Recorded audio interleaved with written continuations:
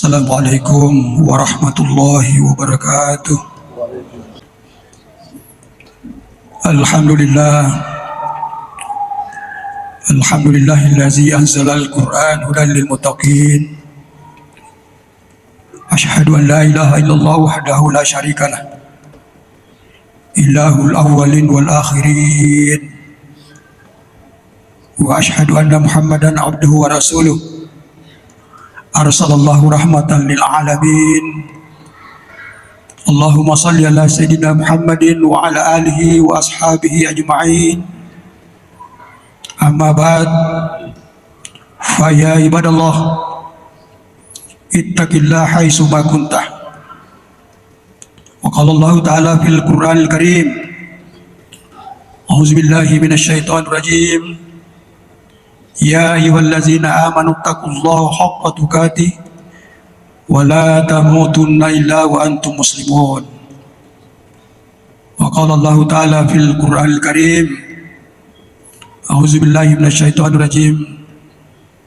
Allazi khalaqal mauta wal hayata liyabluwakum ayyukum ahsanu amala. Wa qala aidan ya ayyuhallazina amanu dukhulu fis silmi kaffah wala tattabi khutuwati syaitan innahu lakum aduwwum mubin. Sadaqallahul azim. Alhamdulillah, puji syukur kita panjatkan kehadirat Allah Subhanahu wa taala. Oleh karena pada Jumat yang berbahagia ini, tepatnya Jumat pertama bulan Agustus 2026 Masehi, bertepatan Jumat keempat bulan Safar 1448 Hijriah. Alhamdulillah, kita masih diberi kesempatan hidup, diberi kesehatan, teristimewa iman, sehingga kita hadir bersama di masjid yang penuh berkah ini dalam rangka melaksanakan kewajiban mingguan kita, yaitu melaksanakan salat Jumat.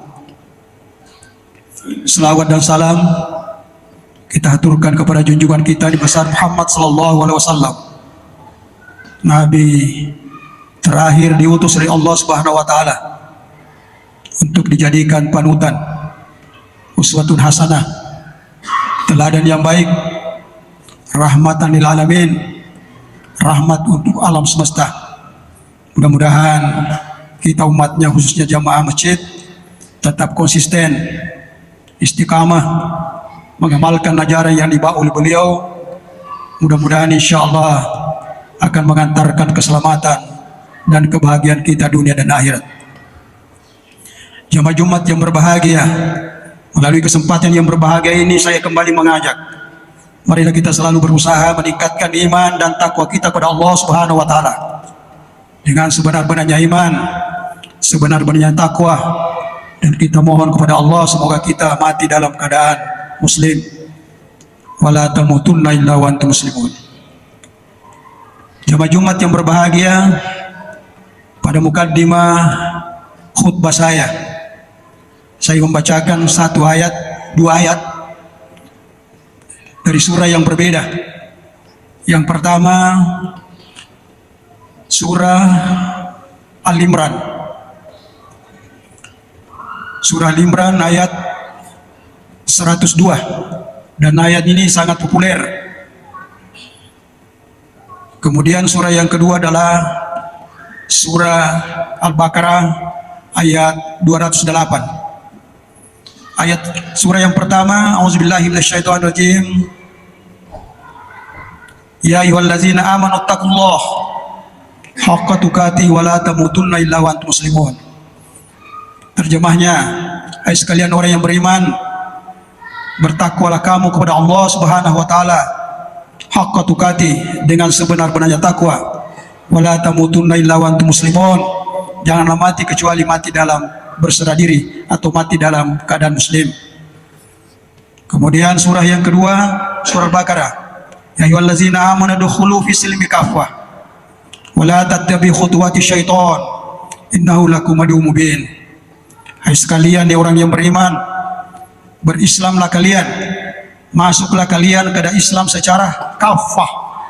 Kafah bermakna keseluruhan, Kafah bermakna sempurna, dan jangan mengikuti langkah-langkah syaitan, karena sesungguhnya syaitan itu adalah musuh yang nyata bagimu. Jemaah Jumat yang berbahagia, di ayat pertama dan kedua ada hubungan. Di ayat pertama kita diminta agar kita semua umat Islam jangan sampai mati kecuali mati dalam keadaan muslim. Pertanyaan besarnya, apakah ada orang yang mati selain mati muslim? Jawabannya pasti ada. Karena yang dikatakan janganlah kalian mati kecuali mati dalam keadaan muslim, berarti ada mati yang lain. Ada yang mati muslim diridai Allah, dan ada yang mati muslim yang tidak muslim, tentu yang dimurkai Allah. Tentu kita berharap semua kita ingin mati yang diridai Allah, adalah mati muslim. Jamaah Jumat yang berbahagia, di dalam ayat yang kedua kita juga diminta untuk berislam secara kafah, secara menyeluruh, dan jangan mengikuti langkah-langkah syaitan, karena sesungguhnya syaitan itu adalah musuh yang nyata bagimu. Jamaah Jumat yang berbahagia,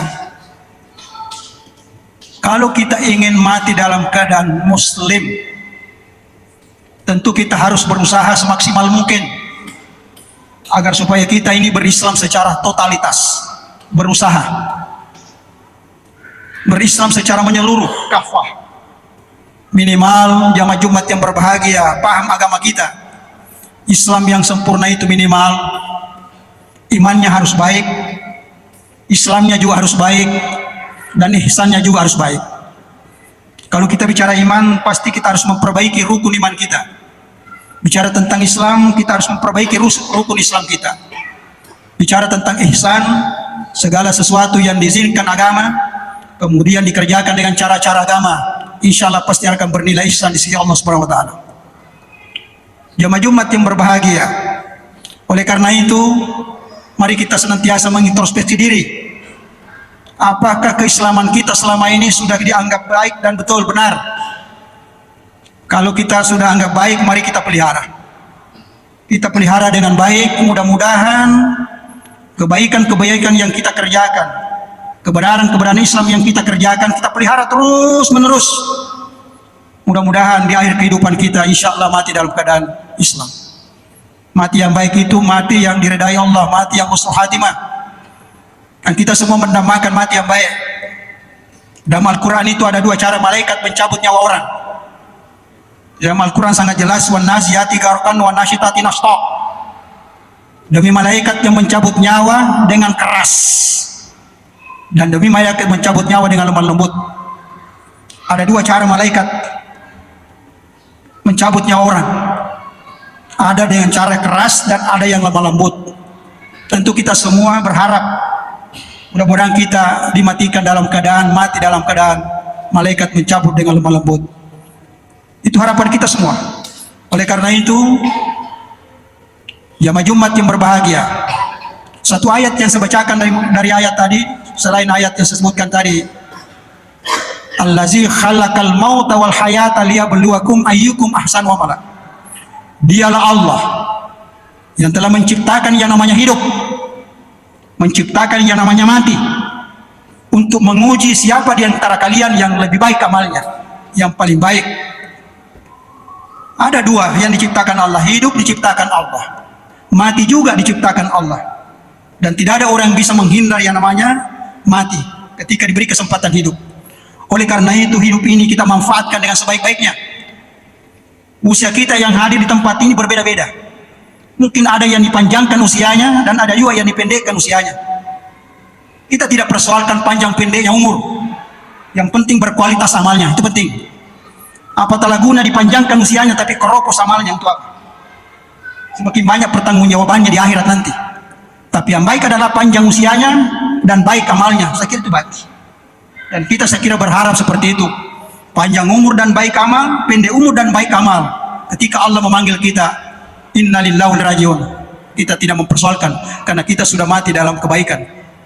Oleh karena itu, di akhir ayat tadi untuk menguji siapa di antara kalian yang paling baik amalnya. Jadi kesempatan hidup ini tidak panjang. Mari kita merenung, mari kita mengevaluasi diri. Apa yang telah kita perbuat untuk persiapan hari esok. persiapan-persiapan tentunya yang dimaksudkan adalah amal kebaikan. Kita evaluasi diri kita, kita introspeksi diri kita. Yang mengetahui hanya kita dengan Allah. Yang mengetahui salat kita hanya kita dengan Allah. Tidak ada orang yang bisa mengetahui. Siapa yang bisa mengetahui di rumah kita salat? Oleh karena itu, manfaatkan kesempatan ini. Banyak orang kadang diberi ujian, setiap saat diperhadapkan dengan yang namanya kematian.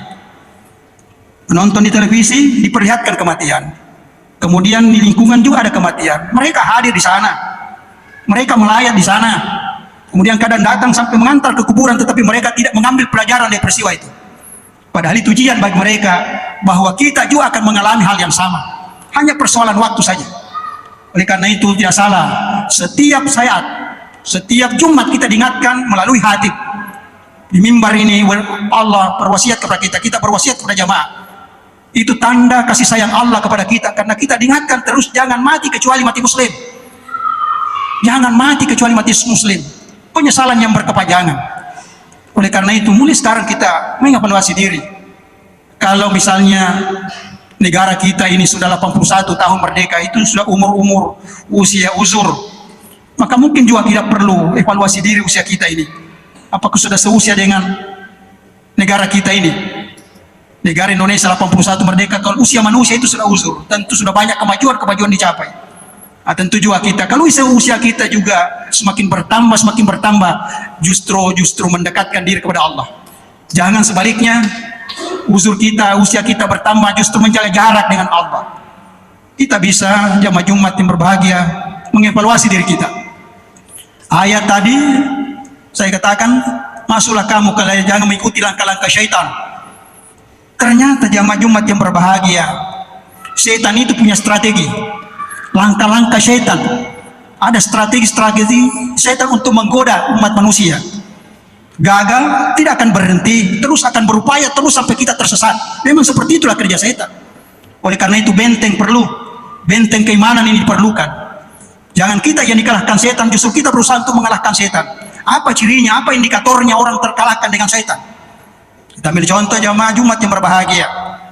Mungkin sering kita duduk-duduk di kafe, cerita awalnya mungkin cerita-cerita positif, cerita-cerita agama, tapi lama-kelamaan cerita berkembang menjadi penghujatan. Cerita-cerita menjadi fitnah, ghibah dan lain sebagainya. Itu artinya kita sudah tersesat dan kita tidak menyadarinya. Secara tidak langsung kita tersesat tapi kita tidak menyadarinya. Itulah kerja setan. Memang setan kerjaan seperti itu. Tadi diingatkan jangan mengikuti langkah-langkah syaitan. Karena syaitan itu musuh yang nyata bagimu. Kenapa nyata? Karena sudah jelas banyak kerja syaitan sudah berhasil. Misalnya lagi kita ambil contoh. Masih berhubungan dengan duduk-duduk, cerita-cerita, asik cerita, suara azan memanggil kita, Allahu Akbar, Allahu Akbar, hayyalah salah. Kita tidak bergegas.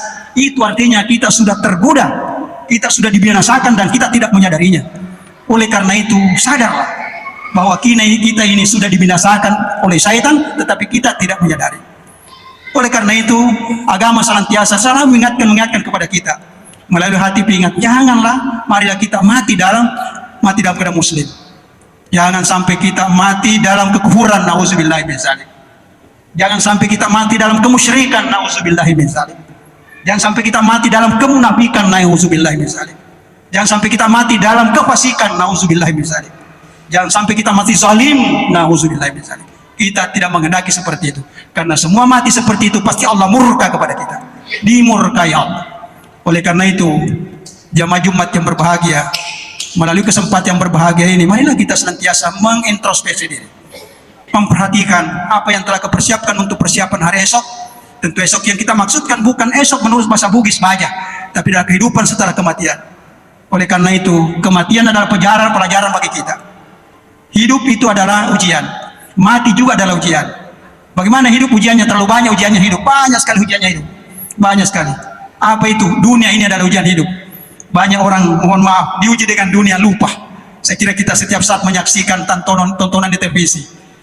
Diuji sudah kaya, masih mau kaya. Sudah kaya sebenarnya, sudah banyak uangnya, tapi masih mau korupsi lagi. Bayangkan sampai ratusan miliar diambil dana. Dana MBG diperuntukkan oleh orang yang seharusnya menerima, justru dia yang ambil. Itu artinya ujian dunia namanya itu. Dia merasa harta yang dikumpulkannya itu akan mengekalkan mereka. Kalla, sekali-kali tidak. Justru hartanya itu akan menggiring mereka masuk ke dalam neraka. Nauzubillahi min zalik. Kita tidak menghendaki seperti itu. Sekira ada ayat yang sering kita baca dan ini populer, wailul likulli humazatil lumazah allazi jama'a malan wa adada yahsabu anna malahu ahlada kalla yumbazanna fil utama wa madaraka mal utama narullahil mukada allati tattali ala lafida innaha alaihim musada fi amadin mad. Celaka bagi mereka yang suka mengumpat dan mencela, dan celaka pula bagi mereka yang suka mengumpulkan harta, dikumpulkan sekian disembunyikan uangnya, akhirnya di negara ditemukan. Dia mengira harta yang dikumpulkannya itu, emas yang dikumpulkan itu akan mengekalkan mereka. Katakanlah sekali-kali dia, harta yang dikumpulkannya itu akan menggiring mereka masuk ke dalam neraka utama. Wa mandaraka mahutama, tahu kamu apa neraka utama itu? Narullah mukada, api Allah yang dinyalakan untuk mereka. Nauzubillah min dzalik. Kita tidak perlu iri dengan orang yang kaya begitu, kekayaannya diperoleh dengan harta yang haram. Tidak perlu, saya kira. Untuk apa kita iri orang seperti itu? Dia kaya, ya. Ada orang yang mungkin dapat jabatan, tapi jabatan yang diperolehnya dimurkai Allah. Tidak perlu kita iri dengan jabatan seperti itu. Allah murka kepada mereka. Oleh karena itu, kita hiduplah sesuai dengan aturan-aturan agama. Islam mengatakan kafah, akidah diperbaiki, ibadah diperbaiki, akhlak diperbaiki, cara bermuamalah kita diperbaiki. Insya Allah mudah-mudahan kita semua jamaah senantiasa dalam lindungan Allah. Saya kira kita semua sekali lagi, termasuk Hatib sendiri, berharap berdoa agar kita senantiasa dimatikan dalam keadaan husnul khatimah. Tentu tidak cukup dengan doa, tidak cukup dengan salat. Terlalu banyak ajaran Islam yang kita harus hadirkan pada diri kita. Ada orang kadang salatnya bagus, tetapi diabaikan yang lain. Ada orang mungkin puasanya bagus, tapi ditinggalkan yang lain. Ada yang mungkin yang puasanya, salatnya bagus, tapi ketika dia berdagang, dia curangi timbangannya. Ada orang mungkin salatnya bagus, tapi ketika dia jadi pemborong, dia zalimi orang lain. Dan masih banyak yang bisa berusak. Oleh karena itu, berislamlah kita secara totalitas, dan mari kita sendiri yang mengevaluasi bagaimana keislaman kita ini, keislaman kita semaksimal mungkin. Kita berusaha untuk itu. Kita berusaha untuk selalu yang terbaik. Tiba-tiba Tuhan memanggil kita, mudah-mudahan kembali dalam keredaannya. Innalillahi rajiun, kembali kepada Allah, dan alhamdulillah kembali dalam keadaan husnul khatimah. Saya kira itulah hal yang dapat saya sampaikan. Jemaah Jumat yang berbahagia, pada saatnya marilah kita menyikapi hidup ini dengan berfastabiqul khairat, berlomba-lomba kepada kebaikan. Kemudian kedua, jangan sampai kita melanggar aturan-aturan agama karena pengaruh-pengaruh setan. Ketika kita menyadari bahwa ini adalah usaha setan, maka kita harus melawan setan itu. Misalnya saja, kemarin jemaah Jumat yang berbahagia, dia sadari yang namanya menonton sepak bola itu bagus. Tidak dilarang agama, tidak dilarang menonton sepak bola. Tetapi ada juga kadang orang gara-gara tontonan sepak bola sehingga lalai kepada Allah. Ada juga, sampai-sampai dia tidak salat. Diingatkan, ya ayyuhallazina amanu la tulhikum amwalukum wala auladukum an zikrillah wa may yaf'al dzalika faulaika hum khasirun.